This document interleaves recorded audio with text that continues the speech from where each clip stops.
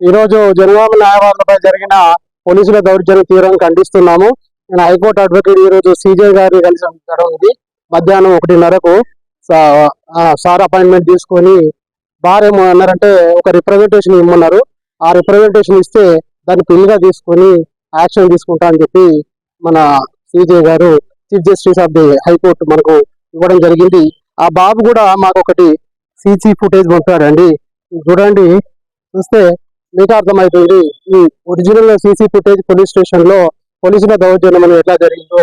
ఇది వాళ్ళ కొడుకు నాకు ఫోన్ చేసి, సార్ దీన్ని దయచేసి షేర్ చేయండి, ఎందుకంటే ఇట్లా పోలీసులు అంటే ఒక మహిళ అక్కడ మహిళా న్యాయవాది ఉన్నది, ఆ మహిళా న్యాయవాది కూడా ఒక వల్గర్ లాంగ్వేజ్ యూజ్ చేసి ఫీడ్ చేయడం జరిగిందని అతని కొడుకు స్వయంగా నాకు వచ్చిన ఫుటేజ్ అండి.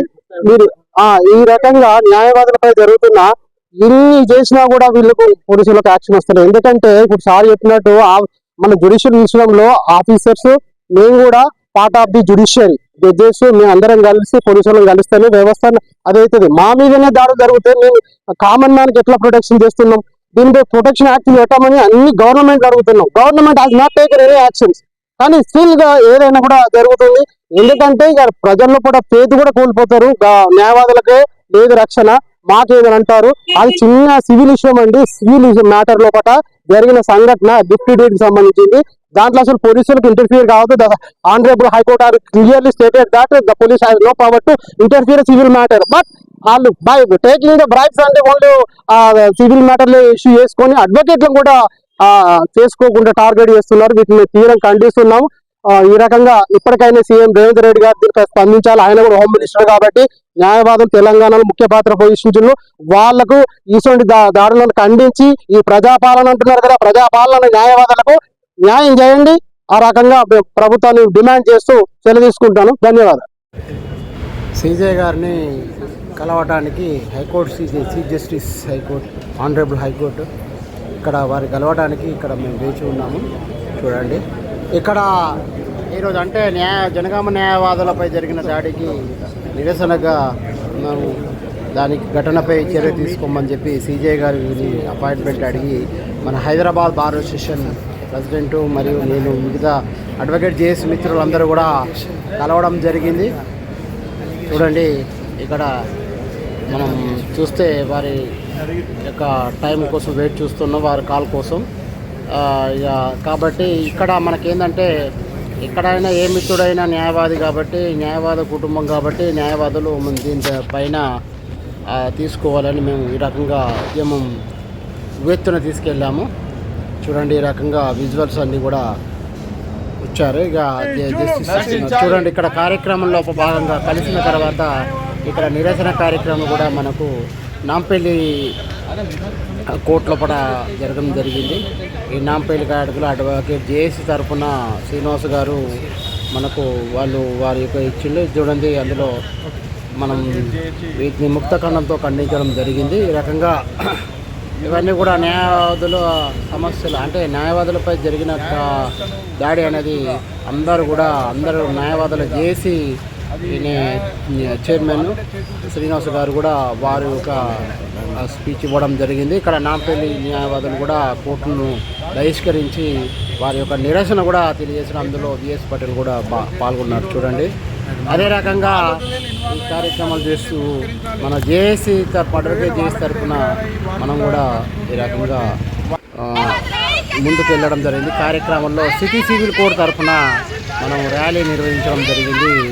మీర్ చౌక్ పోలీస్ స్టేషన్ దాకా ర్యాలీ నిర్వహించి ప్రశాంతంగా అయిన ర్యాలీ లోపల మా ప్రొటెస్ట్ తెలియజేస్తూ మన సిఐ గారికి మన ఒక వినతి పత్రం మన ఎఫ్ఐఆర్ చేయమని, అటువంటి పోలీసులపై చర్య తీసుకోమని ఒక రిప్రజెంటేషన్ ఇవ్వడం జరిగింది.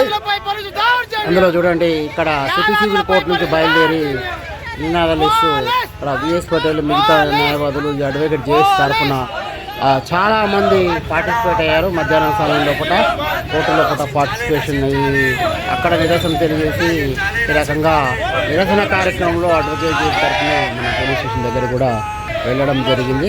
ఇక్కడ చూడండి, ఇది పోలీస్ స్టేషన్ రకంగా ర్యాలీ చేస్తూ మేము సిఐ న్యూస్ చౌక్ గారికి రిప్రజెంటేషన్ ఇవ్వడం జరిగింది. వారు సానుకూలంగా స్పందించారు. వారికి ధన్యవాదాలు తెలియజేస్తున్న అడ్వకేట్ చేస్తున్నా.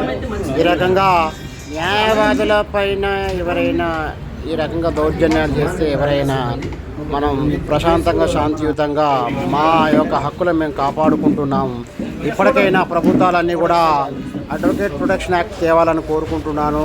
Otherwise the government will lose faith on advocates community. The government has to take the steps to implement the Advocate Protection Act as early as possible, including central government also. We demand Advocate Protection Act. Yes, Patel, thank you for watching this video. Thank you, one and all.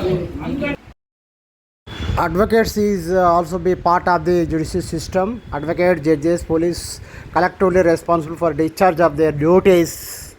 Then, so we want a protection act from the government as early as possible. The government, state government and the central government has to take the steps, necessary steps to provide protection acts for the advocates as early as possible. क्या दोस्त advocate JAC से मैं बात कर रहे हैं, जो तेलंगाना का ये एडवोकेट्स को जो इंसिडेंट हुआ, जो अटैक्स हो रहा है एडवोकेट्स में, इसलिए मैं स्टेट गवर्नमेंट और सेंट्रल गवर्नमेंट को मैं रिक्वेस्ट कर रहा हूँ, जो एडवोकेट्स प्रोटेक्शन एक्ट जल्दी से जल्दी लेके आना आए तो एडवोकेट्स को जो रक्षण हुए तो उन्हें उनका प्रोफेशन में ड्यूटीज़ अच्छा से डिस्चार्ज करता, मगर नहीं तो ऐसा अटैक हुए तो काम मान के क्या होता, एडवोकेट को भी प्रोटेक्शन नहीं है, मेरे को कैसा बचाता जैसा सोचता है। इसलिए पूरा लोग मेरे को सपोर्ट करो, जो एडवोकेट जेएस को सपोर्ट करके जो we demand advocate protection act from the central government, state government. So ఈ రకంగా మాకు అడ్వకేట్లకు న్యాయవాదుల రక్షణ చట్టం తొందరగా తేవాలని రాష్ట్ర ప్రభుత్వాన్ని, కేంద్ర ప్రభుత్వాన్ని విఎస్ పటేల్గా అడ్వకేట్ చేసి తరఫున అందరి అడ్వకేట్ తరఫున మేము డిమాండ్ చేస్తున్నాము. తొందరగానే మాకు అడ్వకేట్ ప్రొటెక్షన్ యాక్ట్ వస్తుందని ఆశిస్తూ ఈ వీడియో వీక్షించినందుకు ధన్యవాదాలు తెలియజేస్తున్నాను. విఎస్ పటేల్, అడ్వకేట్ చేసి, తెలంగాణ స్టేట్.